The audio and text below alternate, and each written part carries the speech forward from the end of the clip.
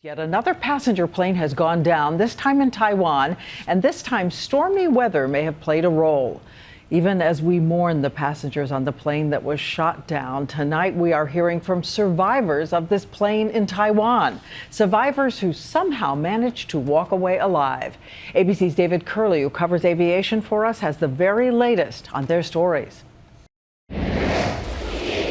The remains of this passenger plane hosed down, a mangled mess in a week that has seen some grim aviation scenes. Some good news here, though. Somehow 11 people survived this crash, according to local reports. One girl climbing out of the wreckage, borrowing a cell phone and calling her mother, saying, "Mom, my plane crashed."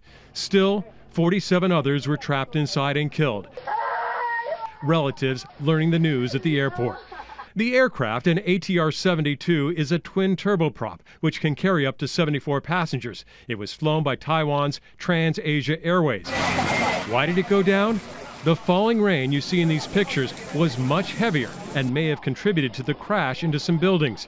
This typhoon, named Matmo, had just passed over the islands. In fact, the flight's departure had been delayed for an hour 45 minutes because of the heavy storm, finally taking off a little before 6 in the evening.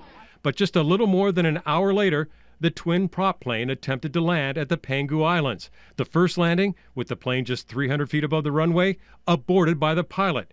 The second time around, the plane went down off airport grounds. Under lights, recovery crews worked, and a black box has already been found. It has been a tough week, but generally deaths in aviation accidents are down, and here's survival for some. Generally, it's those riding in the back of the plane who make it out alive. At the end of the day, we got to look at the whole picture, and the whole picture is that flying remains far safer than you even getting in the car and driving to the grocery store. In the Taiwan incident, the good news is that investigators have that black box, and they will know very soon whether or not what happened in the last couple of seconds before that crash, Diane. All right, David Curley reporting, and thank you, David.